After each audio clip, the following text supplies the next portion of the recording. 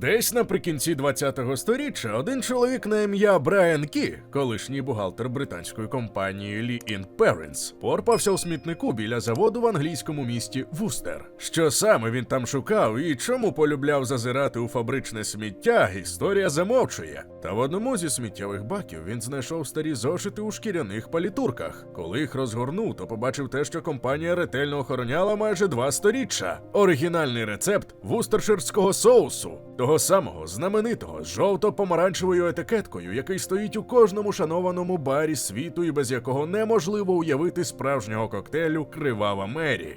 Рукописи Кі забрав собі і тримав удома. 1997 року до сторіччя заводу на Мідленд Роуд він видав книжку «Таємний соус. Історія Лі Parents», де вперше натякнув на існування оригінальних документів. Сам Кі помер 2006 року, а 2009-го його донька Бонні Кліфорд передала ті самі зошити до міського музею Вустера. Тоді почалась публічна історія. Компанія виступила із стриманою заявою. Навіть якщо це справжній історичний рецепт, то сучасна формула відрізняється, а повний секрет знає лише кілька осіб на світі. Ну, ми це вже чули у випусках про Кока-Колу, Табаско і багатьох інших. Але сам факт, що головний секрет бренду кілька десятиріч провалявся в архіві, який зрештою викинули на смітник, це ідеальна метафора для всієї історії цього соусу. Бо вустерширський соус – це продукт, народжений із помилок, випадковостей, забутих діжок і легенд, однак конкретних фактів обмаль. А з вами історія на тарілці. Хочеш беріть щось смачне, адже ми починаємо черговий випуск.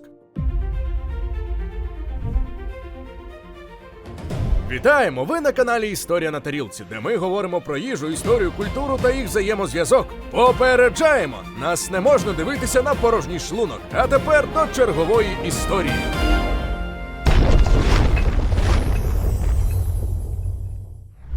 Почнімо від початку. 1823 рік. Англійське місто Вустер. Броуд-стріт, будинок номер 68. Двоє молодих аптекарів, Джон Лі і Вільям Перінс, відкривають аптеку. У 19 сторіччі аптекар – це не просто людина, яка продає таблетки. Це був своєрідний середньовічний алхімік, який змішував мазі, лосьйони, косметику, настоянки, засоби проти облесіння. Лі Перінс, до речі, також продавали лосьйон доктора Локока для росту волосся. І взагалі, все, що можна було переварити, втерти чи випити.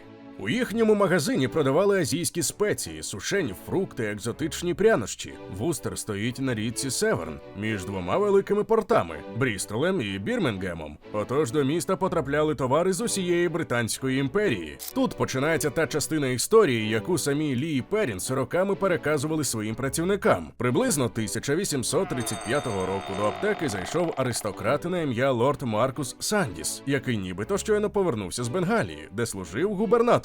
Знудившись прісною англійською кухнею, він попросив аптекарів відтворити для нього індійський соус за рецептом, який привіз із собою. Лі і Перінс взялися за цю справу, змішали все за рецептом, дали лорду. Результат йому сподобався. Чи не сподобався, залежно від версії. Та хай там яка, свою власну діжку такого соусу вони відкрили, скуштували, охрестили це все огидним і поставили до підвалу, забувши про невдалий рецепт. За 18 місяців, прибираючи склад, збиралися викинути діжку. А перед тим вирішили ще раз скуштувати. І обімліли. За 18 місяців забуття соус перебродив, насичився і заграв новими барвами. Тоді вони налили його до пляшок і 1837 року почали продавати. Славна історія. Одна проблема. Вона, як це зазвичай буває, не зовсім правда. У тій самій книжці «Таємний соус» Брайан Кі коротко й чітко зазначив: жоден лорд Сандіс ніколи не був губернатором Бенгалії. Жоден лорд Сандіс, судячи з доступних документів, взагалі до Індії не їздив. Найближчий за статусом це Артур Маркус Сесіл Сандіс, третій барон Сандіс з графства Вустершир, який справді був сучасником Лі і Перінза. Проте він був депутатом і генерал-лейтенантом, а не колоніальним чиновником. Звідки ж тоді рецепт?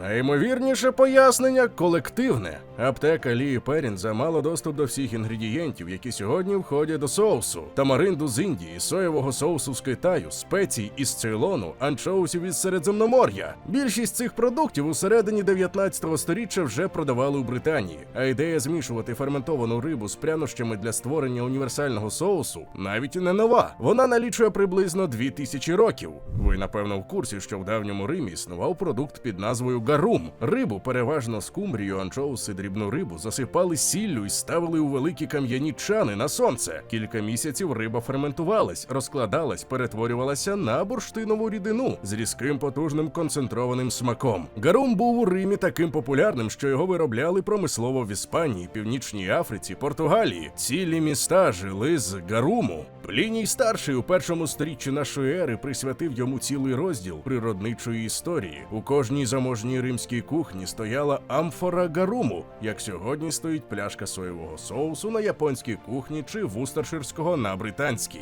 Після падіння Риму традиція в Європі згасла, зате її спадкоємці збереглися в Азії. В'єтнамський ньокмам, тайський нампла, філіппінський патіс, японська щоцуру. Усі вони далекі родичі римського гаруму, і усі вони концептуальні предки вустерширського соусу. У 17 сторіччі англійські кухарські книги вже містили рецепти соусів із анчоусами, оцтом і прянощами. Тобто ідея витала в повітрі задовго до 1835 року. Лі Перінзові просто вдалося правильно налаштувати пропорції і час витримки. І що важливіше, першими вивести продукти на масовий ринок. Тепер про склад. На пляшці написано ось що: солодовий оцет, спиртовий оцет, меляса, цукор, сіль, анчоуси, тамариндовий екстракт, цибуля, часник, спеції і натуральні ароматизатори. Ось ці останні три слова і є та сама таємниця. За інформацією з архівних блокнотів Кіт, до спецій належать гвоздика, соєвий соус, есенція лимона, перці і певний тип солінь. Але знати інгредієнти ще не означає знати рецепт. Справжня магія криється у часі і пропорціях. Ось що діється насправді. Свіжі анчоуси солять і ставлять ферментуватися на термін від року до 2. Цибулю і часник окремо маринують в оцті чимало місяців. Тамаринди і решту компонентів замочують, зводячи до екстрактів. І лише потім усе це збирають разом у великих дубових бочках і витримують ще приблизно 18 місяців. Те саме число з легенди про лорда Сандіса. Ймовірно, саме звідти воно й з'явилося. Не випадкове забуття, а стандарт виробництва, який з часом був міфологізований. Загалом від початку засолювання риби до наповнення пляшки минає від 3 до 4 років. За цей час анчоуси цілком розкладаються, залишаючи в рідині амінокислоти, які дають той самий умамі, про який ми вже розповідали у випадку з японським кацуобуші і про MSG. Вустерширський соус і кацуобуші – це фактично два шляхи до однієї мети. Перший – через рідку ферментовану рибу, другий – через тверду копчену. Результат у плані глибини смаку дуже схожий. Хвилинка уваги для тих, хто ще не підписаний на наш телеграм-канал. У нас там не тільки анонси нових відео, а ще й безліч цікавих історій і фактів, які ми не публікуємо на Ютубі. Посилання у описі і прямо зараз на екрані. Завод Lee & Perrins працює в тому самому місті від 1897 року на Мідленд Роуд у Вустері, майже 130 років. За цей час компанія пройшла крізь кілька рук. 1930-го її купили HP Foods, 1967-го Imperial Tobacco, 1988-го французька Danone, а від 2005 року нею володіє Heinz. Але рецепта, кажуть, не змінювали, принаймні офіційно. Неофіційно, під час Другої світової війни, коли бракувало соєвих бобів, частину соєвого соусу замінили на гідролізований рослинний білок. І ще трохи змін відбулося задля ринкових смаків у різних країнах. До речі, 1876 року Lee & Perrins спіткала значна корпоративна поразка. Британський високий суд постановив, що назва Вустершир не може бути торговою маркою, бо це географічна назва графства у Великій Британії. Відтоді будь-хто на світі має право випускати вустерширський соус. Отож на полицях світових супермаркетів сьогодні можна знайти десятки брендів. Тому від 1874 року на оригінальній пляшці Lee & Perrins з'явився власноручний підпис засновників, як спосіб відрізнити справжнє від підлих імітацій, розрахованих на обман публіки. Це пряма цитата з тогочасної реклами. Цей підпис стоїть на кожній пляшці й сьогодні, а характерна паперова обгортка американських пляшок – це ще один спадок тієї епохи, коли соус експортували з Англії, то папір захищав скло від ударів.